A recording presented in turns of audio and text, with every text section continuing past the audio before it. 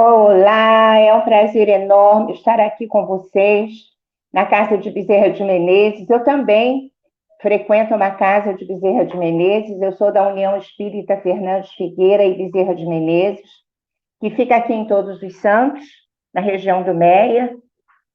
Meu nome é Sônia Formiga e nesta casa eu trabalho com os livros da codificação. Nós fazemos um trabalho, no momento estou estudando com eles o livro dos Espíritos, e às sextas-feiras eu tenho um trabalho do Novo Testamento à luz do Espiritismo. Estou muito feliz de estar aqui pela primeira vez com vocês. Nós vamos conversar sobre o Evangelho segundo o Espiritismo, capítulo 15, itens 8 e 9. O título desse capítulo é Fora da Caridade, Não Há Salvação. Tá bom? Eu escolhi para a página de abertura do livro Fonte Viva a lição 15, cujo título é Fraternidade. E a epígrafe de João 13, versículo 35, diz o seguinte: Nisto todos conhecerão que sois meus discípulos, se vos amardes uns aos outros. São palavras de Jesus. E Emmanuel, então, vai discorrer sobre essa epígrafe. Desde a vitória de Constantino, que descerrou ao mundo cristão as portas da hegemonia política, temos ensaiado diversas experiências para demonstrar na Terra a nossa condição de discípulos de Jesus. Organizamos concílios célebres, formulando atrevidas conclusões acerca da natureza de Deus e da alma, do universo e da vida. Incentivamos guerras arrasadoras que implantaram a miséria e o terror naqueles que não podiam crer no diapasão da nossa fé. Disputamos o sepulcro do Divino Mestre, brandindo a espada mortífera e ateando o fogo devorador. Criamos comendas e cargos religiosos, distribuindo veneno e manejando o punhal. Acendemos fogueiras, erigimos cadafalsos, inventamos suplícios e construímos prisões para quantos discordassem dos nossos pontos de vista. Estimulamos insurreições que operaram um embate de irmãos contra irmãos em nome do Senhor, que testemunhou na cruz o devotamento à humanidade inteira. Edificamos palácios e basílicas, famosos pela suntuosidade e beleza, pretendendo reverenciar-lhe a memória, esquecidos de que ele, em verdade, não possuía uma pedra onde repousar a cabeça. E ainda hoje, alimentamos a separação e a discórdia, erguendo trincheiras de incompreensão e animosidade, uns contra os outros, nos variados setores da interpretação. Entretanto, a palavra do Cristo é insofismável. Não nos faremos titulares da Boa Nova simplesmente através das atitudes exteriores. Precisamos, sim, da cultura que aprimora a inteligência, da justiça que sustenta a ordem, do progresso material que enriquece o trabalho e de assembleias que favoreçam o estudo. No entanto, toda a movimentação humana sem a luz do amor pode perder-se nas sombras. Seremos admitidos ao aprendizado do Evangelho, cultivando o reino de Deus que começa na vida íntima. Estendamos assim a fraternidade pura e simples, amparando-nos mutuamente. Fraternidade que trabalha e ajuda, compreende e perdoa, entre a humildade e o serviço, que asseguram a vitória do bem. Atendamo-la onde estivermos, recordando a palavra do Senhor, que afirmou com clareza e segurança: Nisto todos conhecerão que sois meus discípulos, se vos amardes uns aos outros. É uma linda lição, ela está muito de acordo com a nossa conversa de hoje a respeito do Evangelho segundo o Espiritismo, que são as palavras de Jesus, né? E Emmanuel foi muito feliz, como sempre. Vamos, então, unir os nossos pensamentos as nossas vibrações e vamos orar. Vamos dizer assim: Jesus amado, que a tua luz, a tua paz e a tua infinita misericórdia, Senhor, possam alcançar todos os povos da terra, todos os nossos irmãos de humanidade, todos aqueles, Jesus, que, inspirados pelo teu amor, praticam várias religiões, Senhor, estão envolvidos em várias culturas. Nós te suplicamos por todos eles. Te rogamos ainda por todos os enfermos, Senhor, nesse momento tão difícil que estamos vivendo, por todos aqueles, Senhor, que partiram para a pátria espiritual e não compreendem o que está acontecendo com eles, que eles possam ser socorridos. Te rogamos, Jesus, pelos nossos jovens desorientados que estão em busca do suicídio. São tantos, Senhor. Socorre-os. Ampara todos aqueles que desencarnaram por essas portas tão difíceis. Ampara essa casa, Jesus, que hoje nos abriga. Sustenta todos os seus trabalhadores.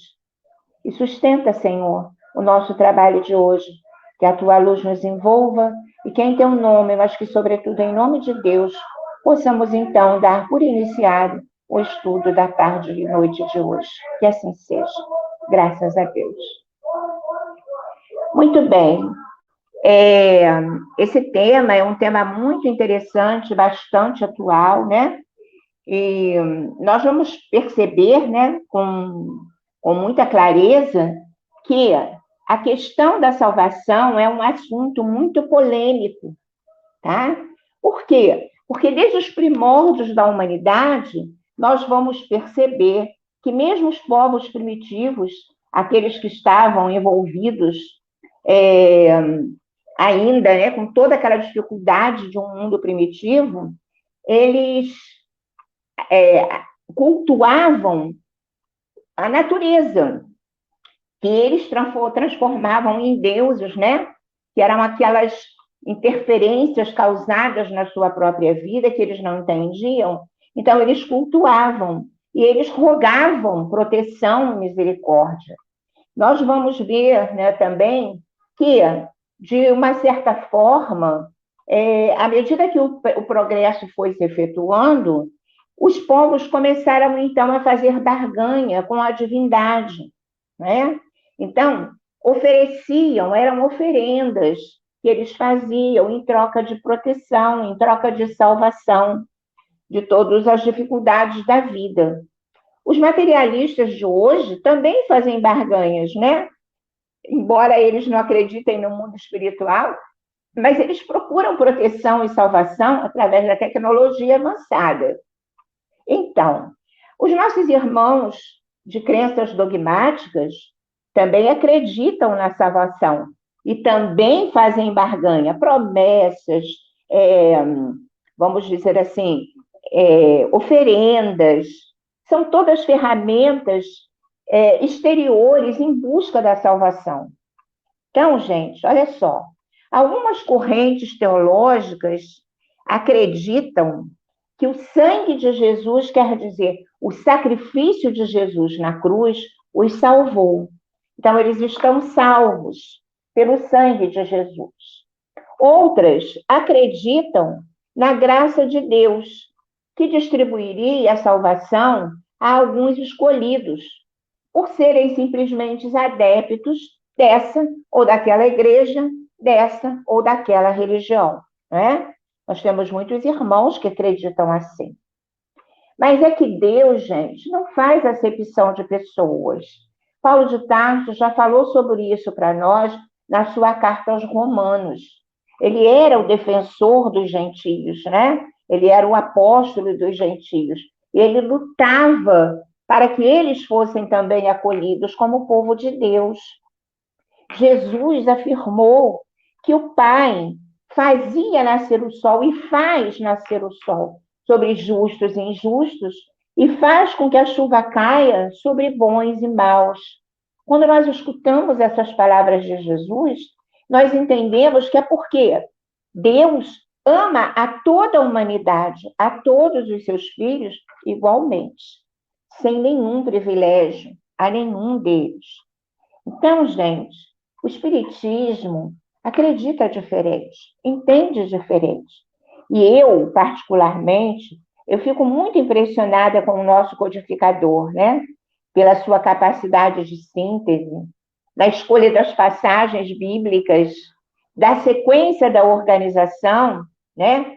A escolha das matérias, das mensagens que serão acrescidas ao texto que ele está preparando, né? Ele que codificou a doutrina espírita em apenas 11 anos. É muito pouco tempo para muito trabalho, para uma obra tão grandiosa. Um grande espírito a quem nós todos devemos muito, né? E ele começa esse capítulo 15 do Evangelho segundo o Espiritismo com a parábola do juízo final. Quando nós abrimos o texto do capítulo 15, nós vemos lá o título Parábola do Bom Samaritano. Mas a primeira parábola não é a parábola do bom samaritano, é a parábola do juízo final. Por quê? Porque eles acreditavam no juízo final, né? Assim como muitos irmãos nossos também acreditam que vai haver um julgamento final, que todos nós, né, mesmo aqueles que já morreram, serão julgados num tribunal que Deus então instituiria e ele então julgaria todas as criaturas. E aí, essa parábola, ela vai falar disso, essa primeira parábola. É uma parábola linda, uma parábola grande, mas é uma parábola maravilhosa, né? Quem não lembrar da parábola, eu não vou lê-la porque ela é muito grande. Está lá no capítulo 15, é o primeiro item do capítulo 15, tá? E ela vai nos introduzir, e Kardec escolheu maravilhosamente bem essa parábola, por quê? Porque Jesus ele vai introduzir nesta parábola o verdadeiro conceito de salvação, acoplado à caridade, desorientando os fariseus daquela época. Por quê? Porque eles acreditavam na salvação, né? Então, na salvação deles. E aí Jesus conta essa parábola. Eles não sabiam, mas nós sabemos que Jesus, o governador planetário, que há mais de 4,5 bilhões de anos já era um espírito crístico, a ponto de Deus colocar nas suas mãos a organização de um planeta, né? Nós sabemos que ele é o organizador, né? O condutor do planeta Terra, o nosso governador. Jesus se coloca nessa parábola de uma forma muito empática, como a menor de todas as criaturas.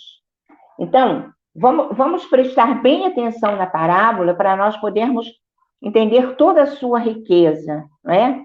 É uma parábola extremamente moderna.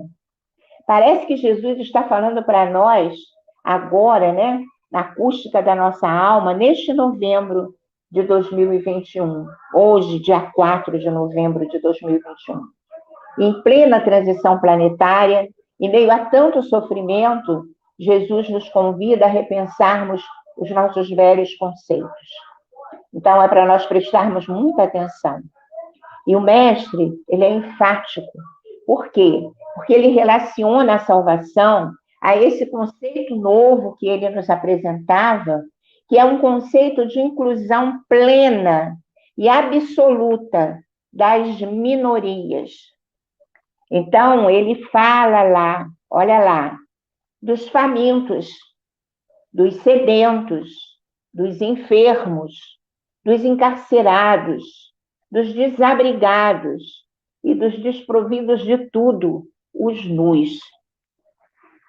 Quando nós olhamos tudo isso aqui, e nós pensamos que isso foi há 2.000 anos atrás, há mais um pouquinho de 2.000 anos atrás, e nós estamos vivendo essa mesma realidade, intensificada pelo momento atual, que esse momento pandêmico está nos trazendo situações muito delicadas de perdas de emprego, né?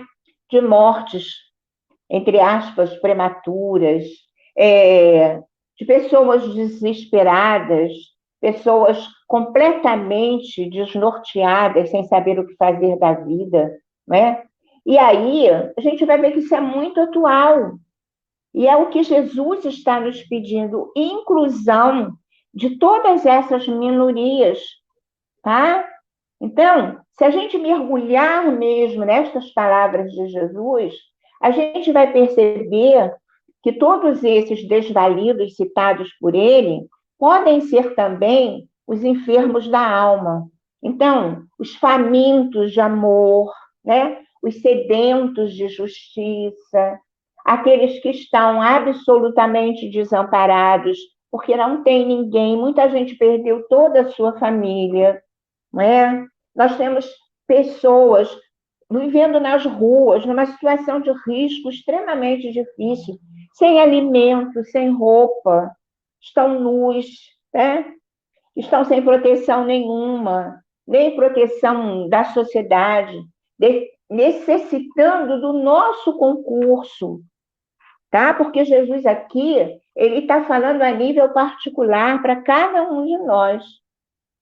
Os discípulos daquela época eram incapazes de compreendê-lo. Então perguntaram para ele, mas Senhor, quando foi que te vimos nu, faminto, com sede, doente, desesperado? Né? Eles nunca tinham visto Jesus dessa maneira. E aí Jesus então responde enfático: toda vez que vocês fizerem ou deixarem de fazer tudo isso ao menor dos meus irmãos, é a mim que fareis. Então, Jesus se coloca na posição da minoria. Jesus se coloca como aquele faminto que vem muitas vezes nos pedir um pão. Jesus se coloca como aquele que tem sede, tem fome de justiça. Jesus se coloca também na condição daquele que está desabrigado. Jesus se coloca na condição daquele que cometeu um deslize e que está encarcerado. E também se coloca na condição de todos os enfermos. Então, quando nós, os humanos, ajudarmos a algum desses companheiros, seja a nível material, seja a nível espiritual, dando a eles o acolhimento, podendo suprir as suas necessidades, na verdade, ouvindo Jesus, é a Ele que estamos fazendo. É muito bonito isso, é muito profundo. E será que nós estamos, como os discípulos, sem entender direito o que ele está falando? Será que ainda hoje, 2000 anos depois, nós ainda não entendemos a proposta de Jesus, né? Em toda a sua integralidade? O Velho Testamento, eles eram todos judeus. Eles estudavam no Velho Testamento. E aí a gente fica pensando assim, meu Deus do céu, o Velho Testamento, ele está repleto de obrigações caridosas. Mas nada que se compare a esse exemplo dado por Jesus, tá? Eu trouxe para a nossa reflexão apenas uma passagem do Velho Testamento que fala de caridade. Também é muito bonita, porque Deus nunca desampara nenhum dos seus filhos, não é? Então, desde os primórdios da humanidade, desde o primeiro momento em que o ser veio habitar a Terra, que Deus nos ampara. Então, manda os seus mensageiros, como vieram os profetas, né? Como vieram os religiosos. Então, eu vou ler para vocês a passagem, é linda, prestem atenção. Abre aspas. Quando vocês, ele está falando para os judeus, quando vocês colherem a sua lavoura e deixarem um feixe de trigo para trás, não voltem para apanhá-lo. Quando sacudirem as azeitonas das suas oliveiras, não voltem para colher o que ficar dos ramos. E quando colherem as uvas da sua vinha, não passem de novo por ela. Deixem o que sobrar para o estrangeiro, para o órfão e para a viúva, para que o Senhor, o seu Deus, os abençoe em todo o trabalho das suas mãos. Lembrem-se de que vocês foram escravos no Egito. Por isso eu ordeno a vocês que façam tudo isso. Está lá em Deuteronômio, capítulo 24, versículos de 19 a 22. Então, a gente pode ver que a lei de caridade já existia no Velho Testamento.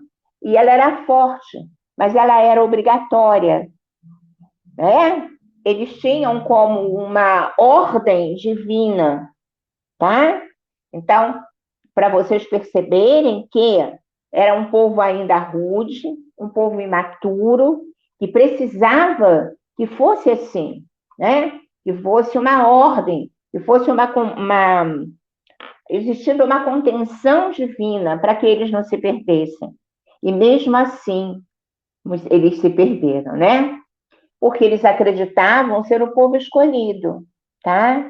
Embora nas palavras de Deus, como eles acreditavam em Yahvé, enfatizassem o cumprimento da lei para que se alcançasse a salvação, essa lei estava mesclada por ordenanças e por tradições humanas, exclusivistas e sectárias. O que aconteceu? Moisés era o condutor daquele povo, um povo rude, um povo escravizado por muitos anos, né? Que havia absorvido todas as influências do Egito, que era um povo idólatra. Então, era preciso que ele misturasse a lei divina à lei civil. Para quê? Para conter a sociedade, para regular o comércio, né? As relações sociais. Então, mas ele fazia isso, se ele dissesse que era dele, ninguém iria obedecer. Então, o que ele falava? É ordem divina. Sendo ordem divina, foi acoplada de uma maneira única em toda a Torá, que é a lei, né, daquele tempo, que é a lei judaica, né, os mandamentos judaicos. Junto com essa lei divina, que engloba os 10 mandamentos, estavam todas as 613 prescrições para serem cumpridas, né? Era a lei civil, cheia de dogmas, cheia de proibições, cheia de exclusivismo e sectarismo, tá? Para eles, os outros eram os gentios. Todos aqueles, como a página coloca, que não estudavam pela mesma cartilha deles, que não aceitavam Deus da mesma maneira que eles. Esses eram excluídos do amor de Deus, eles eram sem salvação. Os apóstolos, que também eram judeus, mas que se haviam convertido à Boa Nova por Jesus, né? Após a partida do nosso mestre, eles, quando foram fundar a Casa do Caminho, eles seguiram à risca os ensinamentos de Jesus, principalmente desta parábola, tá? E aí, eles acolhiam, quando a gente vai ler Paulo Estevão, ou a gente vai ler Atos dos Apóstolos, que é um livro que vem logo depois do Evangelho de João, a gente vai perceber que havia na Casa do Caminho todo um trabalho social, de acolhimento a quem? A todos esses desvalidos aí que Jesus citou, os enfermos, os desabrigados, aqueles que a sociedade rejeitava, como os leprosos, né? Aqueles que estavam em situação de risco, as viúvas, os órfãos, eram todos acolhidos pelo amor do Cristo através dos seus apóstolos na Casa do Caminho. E aí a gente vai ver que o Espiritismo, que é para nós o cristianismo redivivo, tem como lema também, fora da caridade não há salvação. Então é bem claro esse lema, porque ele vai se basear também nesta parábola de Jesus, nesses ensinamentos de Jesus. E nós, que somos espíritas, né? Vamos então para o item 2 do capítulo, porque não dá para a gente falar desse tema sem falar dessa parábola, né? Jesus então vai colocar aí a parábola do bom samaritano, tá? Ela é uma aula prática sobre a caridade verdadeira, tá? O samaritano, a gente sabe, era excluído da sociedade judaica. Ele era proibido de entrar no templo de Jerusalém, ele nem sequer entrava na cidade de Jerusalém, porque ele era anatematizado, né? E aí ele vinha viajando a serviço e ele encontra, jogado na beira do caminho, um homem que havia sido assaltado pelos ladrões e estava ali totalmente desamparado e nu. E aí, o que ele faz? Ele desce da sua limária, ele vai lá socorrer o homem, né? Ele usa nesse homem os seus ungüentos, o vinho que ele havia trazido para curar, por acaso, suas feridas, se ele se machucasse. Ele usa tudo naquele homem, ele faz os primeiros socorros, ele pega aquele homem, coloca em cima da limária dele, ele puxa a limária até a estalagem mais próxima, ele passa a noite com esse homem, né? Cuidando dele, então ele perde o tempo dele, lembrando que ele estava em viagem, né? Ele devia ter hora para chegar, ele tinha um prazo para chegar, mas ele não se importa com isso. Ele vai cuidar daquele necessitado. Ele não pergunta o nome dele, nós não sabemos quem é, um anônimo qualquer. Podia ser um judeu, porque ele estava descendo de Jerusalém para Jericó. Então ele devia ser um judeu, mas isso não importou para o samaritano, embora a rixa que existisse entre samaritanos e os judeus. E aí, de manhãzinha, ele paga o estalajadeiro pelo pernoite e ele fala para ele: cuida dele por mim. E quando eu voltar, eu vou te pagar o que ficou faltando, não é? E aí a gente fica pensando: olha, todas as etapas da caridade, acolhimento, cuidado, proteção, né? E acompanhamento. Então, todas as etapas da verdadeira caridade, não só a caridade material que ele prestou, usando o dinheiro dele, usando os ungüentos dele, usando a limária dele, ele usou também o seu tempo, ele usou a sua energia, sua disponibilidade. Isso é caridade moral a mais difícil de ser praticada, né? Aí, nesta parábola, a gente vai ver, antes do samaritano, passou um sacerdote. Ele era o chefe da igreja da época. Não fez nada. Passou ao lado. Passou também um levita, que era aquele que era do templo de Jerusalém, naquele momento, e que era responsável por passar para os outros a lei, onde havia também a lei de caridade. E também não fez nada.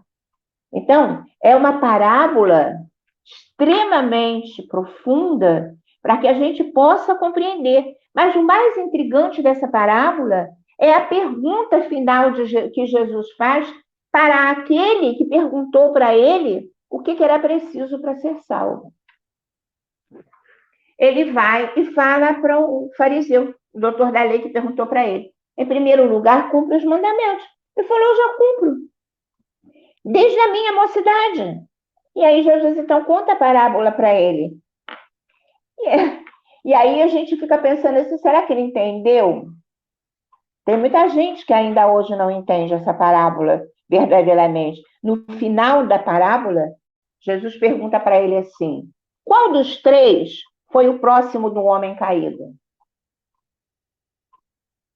Muito diferente da pergunta do doutor da lei fez para ele. Porque Jesus falou para ele: ó, ajuda o teu próximo. Ele falou: mas quem é o meu próximo?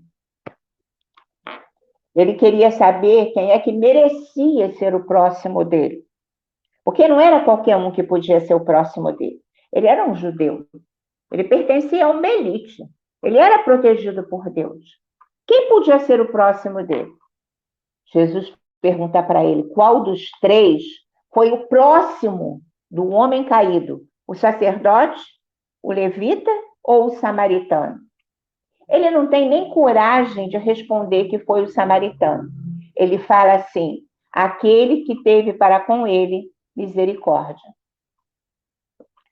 Jesus falou: respondeste bem, vai e faz o mesmo, né?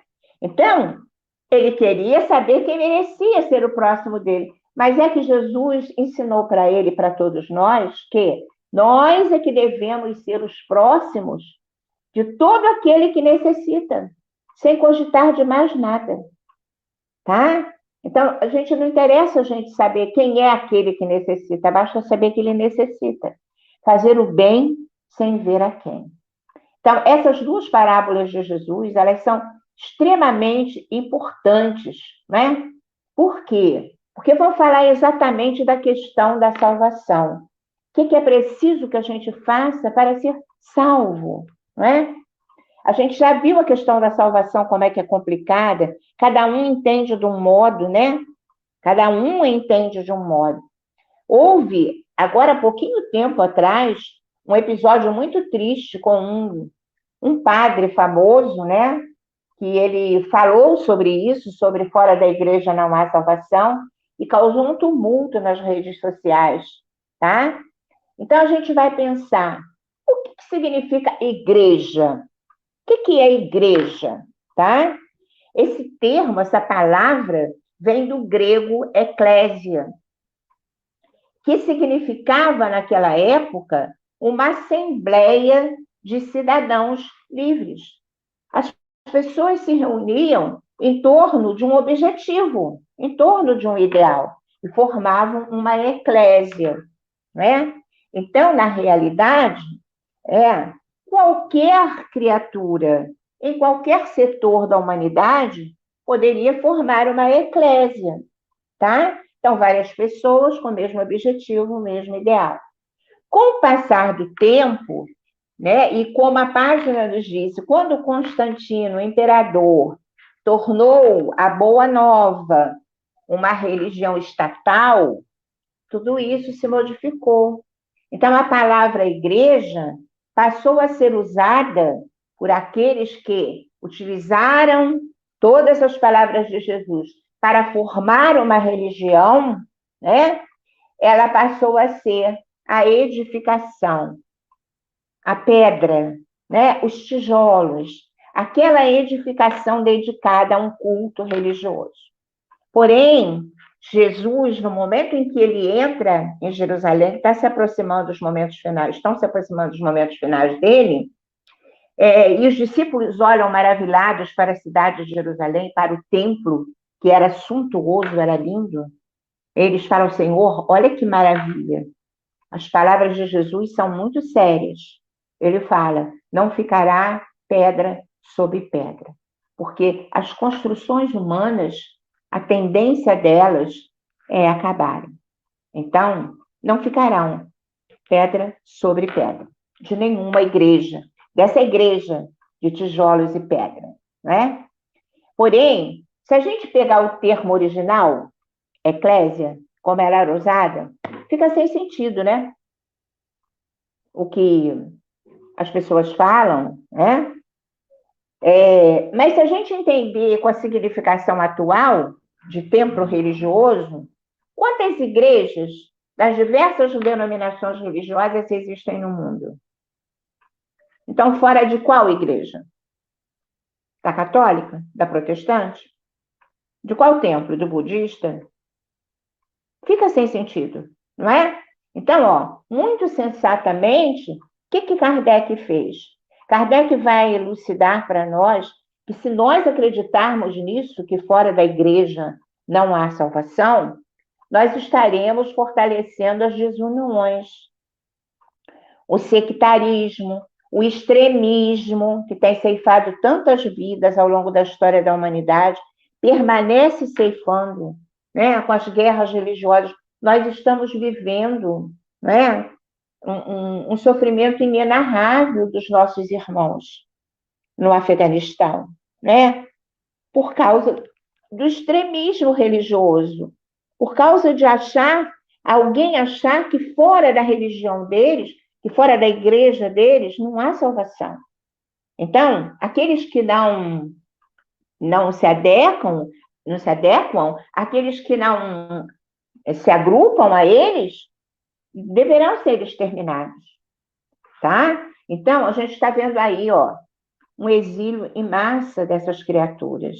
Muito triste isso. Mas mesmo no seio das famílias, gente, eu conheço famílias que alguns são de uma religião, outros são de outra religião e vivem em guerra. Uma guerra sem sentido, onde pais e filhos vão quase que se matarem, porque um pensa de uma maneira, um pensa de outra. Um aceita Deus de um jeito, outro aceita Deus de outro. E mesmo como Kardec fala, no momento da morte, não é? Porque alguns acham que aqueles que não são da religião deles vão para o inferno, vão sofrer as agulhas desse inferno que eles mesmos criaram, né? E aí não rezam por eles depois que eles desencarnam, porque já estão perdidos mesmo. Então, é uma situação muito delicada. E aí, Kardec vem como nosso codificador, desenvolvendo essas questões com calma, com tranquilidade, para que a gente possa compreender bem. Porque o Espiritismo é uma doutrina muito nova. Então, ele acolhe pessoas que vêm de outras religiões, não é? Que já foram católicas. No meu caso, eu, criança, minha família era toda católica. Então, você traz sedimentos de outras religiões. Muitas vezes você se questiona, você confunde. Mas a clareza com que Kardec trata desses assuntos, né, recuperando as palavras de Jesus, é muito claro, é muito elucidativo, tá? Gente, as religiões, elas são construções humanas, cheias de dogmas particulares criados pelos homens. São apenas caminhos, caminhos que procuram levar a Deus. Alguns caminhos tortuosos, né? Como esses caminhos sectaristas, esses caminhos extremistas que nós estamos vivenciando ainda hoje, tá? Jesus, na verdade, Jesus não criou nenhuma religião, né? Jesus era judeu. Jesus frequentava o Templo de Jerusalém, cumpria com as suas obrigações de homem judeu daquela época, né? Mas a sua eclésia, aquela que ele fundou, aquela comunidade dele, em princípio, com seus 12 apóstolos, que ele escolheu um por um, como ele mesmo falou, fui eu que vos escolhi, né? Para dardes muitos frutos. Então, essa eclésia, em princípio pequena, mas que foi crescendo ao longo do tempo. Então, a gente vai ver os 70 discípulos de Jesus, né, também, que se agregaram a essa comunidade, e a multidão que sempre cercava Jesus era uma eclésia. E essa eclésia, ela se reunia em plena natureza, nos montes, nas praças, na beira do mar, na barca, nas casas das pessoas, né? Em plena natureza. A gente vê Jesus entrando na casa das pessoas, participando dos banquetes que lhe eram oferecidos. Aliás, o ministério de Jesus começa numa festa de casamento. Mas em nenhum momento Jesus perdia a oportunidade de ensinar, de pregar o bem, tá? De desenvolver aquilo que ele havia trazido. Como ele mesmo falava, eu não falo de mim, eu falo de tudo que o meu pai me ensinou e me mandou dizer, tá? A multidão, vinda de todas as partes daquela região, seguia Jesus. Jesus a ninguém rejeitou, tá? Nem mesmo aos equivocados e transgressores. Então a gente vai ver que a comunidade de Jesus era uma comunidade totalmente eclética. Quem formava ali o ministério de Jesus, a eclésia de Jesus, tá? Nós tínhamos um adolescente, aliás, dois, né? João, que era novinho, tinha em torno de 16, 17 anos. Nós tínhamos Tiago, seu irmão, ainda muito jovem. Nós tínhamos alguns já bem mais idosos. Então, presta atenção, a convivência devia ser difícil, né? Nós tínhamos ali alguns, como por exemplo Simão, né? que era um pescador rude, que na verdade, amava Jesus, mas era intempestivo. O próprio João e Tiago, seu irmão, foram apelidados por Jesus de filhos do trovão, que eram adolescentes intempestivos, é, que não se preocupavam muito com as coisas que falavam, né? Então a gente percebe muito bem ali, né, que nós tínhamos Judas. Judas tinha um temperamento muito difícil, era ambicioso, né? Era prepotente. E aí nós vamos ver que todos juntos formavam uma eclésia, uma comunidade dirigida por Jesus, que os amava incondicionalmente, com todas as diferenças que eles apresentavam, com todas as dificuldades que eles apresentavam. Tomé, extremamente crítico, né? Extremamente racional. Então, gente, olha só, ele ninguém rejeitou. Mesmo sabendo o que Judas iria fazer, que ele tinha consciência plena de tudo, ele não tirou Jesus da sua eclésia. Ele não abandonou Judas da sua eclésia, né? E a gente vai ver, então, que no momento em que ele vai se preparar para partir, ele dá uma senha. Essa senha era para que os seus discípulos fossem reconhecidos. Que senha era essa? A página de abertura veio trazer para nós o desenvolvimento dessa senha. A senha era: meus discípulos serão reconhecidos por muitos se amarem. Não havia outra credencial. Eles não precisariam participar de nenhuma religião, eles não precisariam ser de nenhuma outra cor, né? Eles não precisariam fazer nada de diferente do que eles já faziam, eles só precisavam se amar.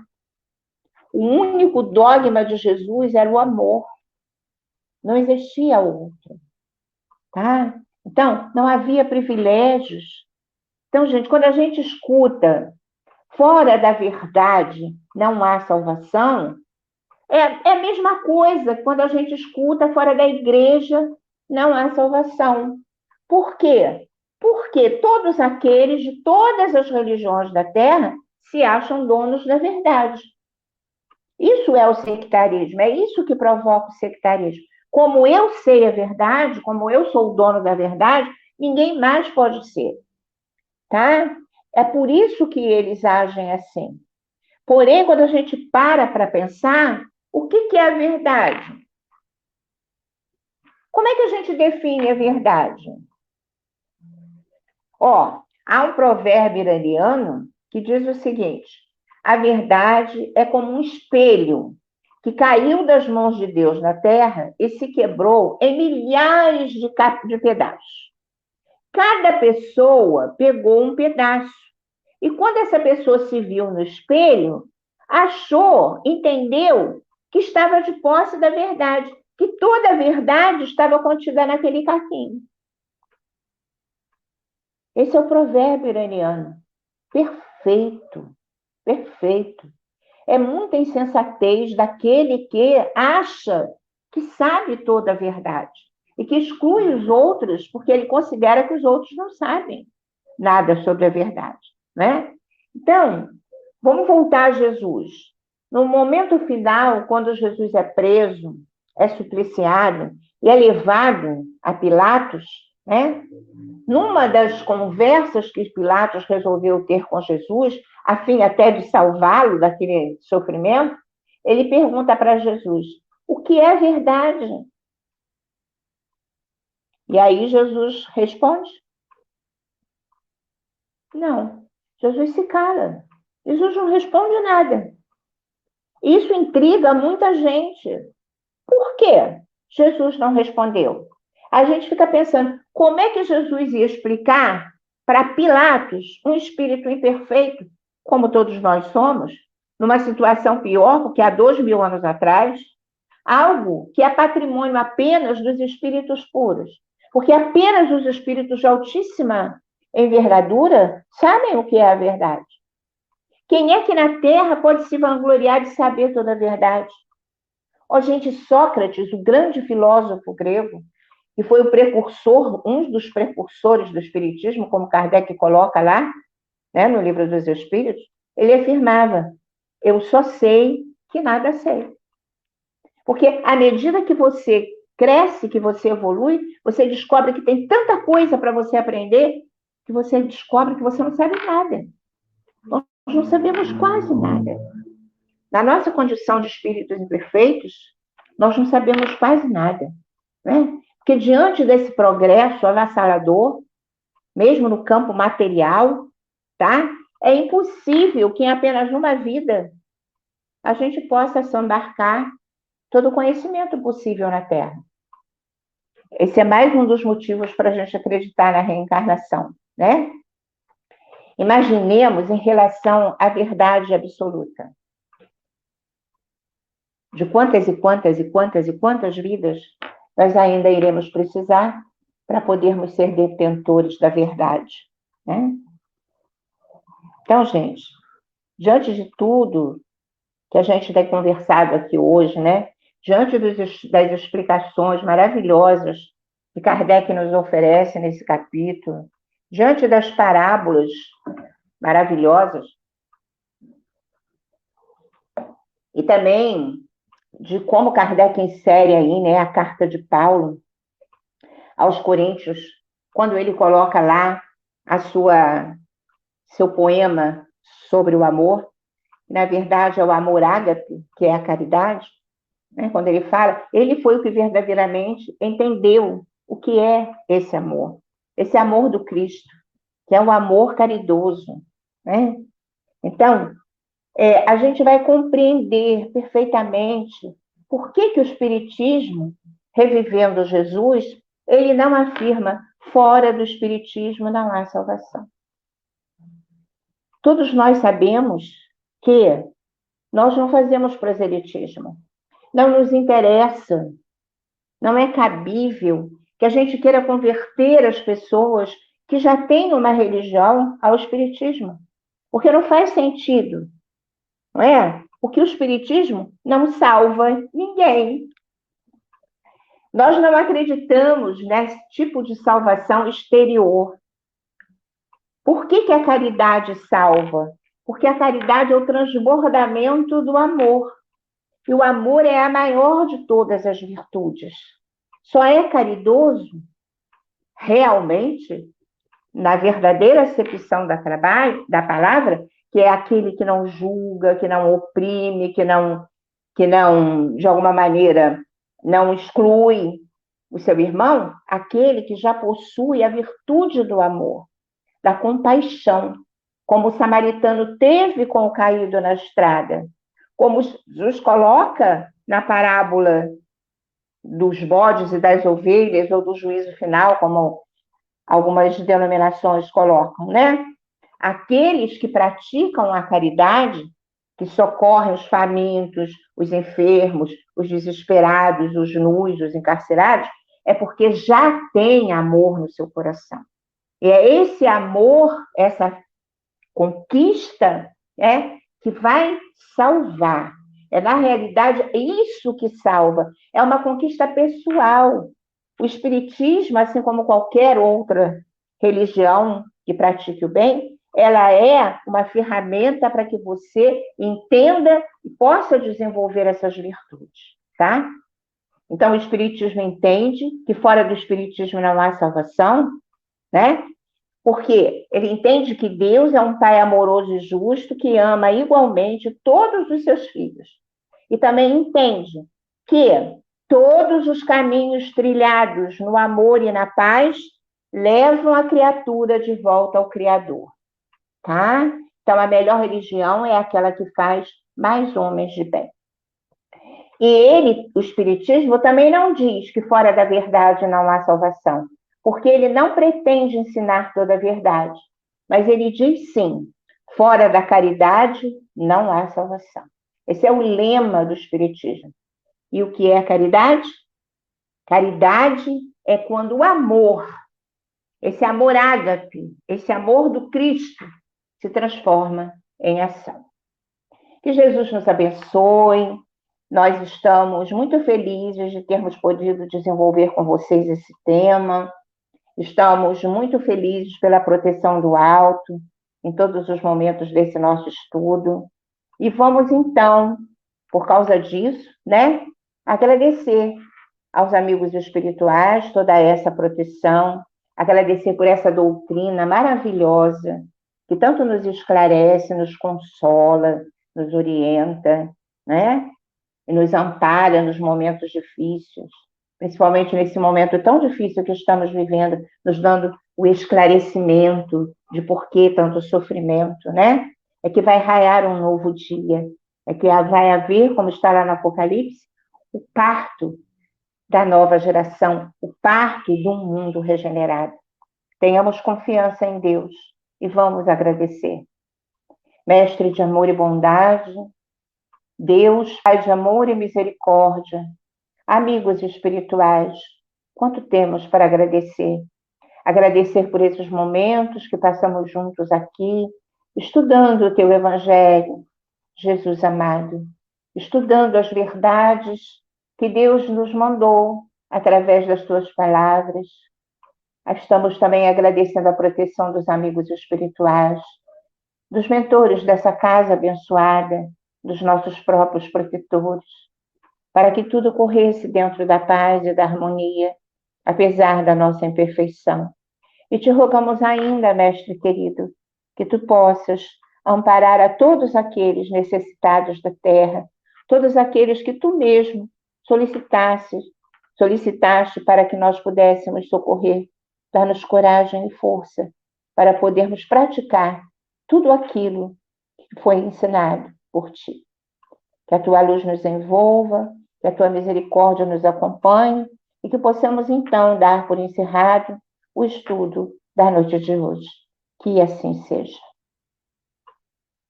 Muito obrigada, queridos, por essa oportunidade, né, de estarmos aqui reunidos.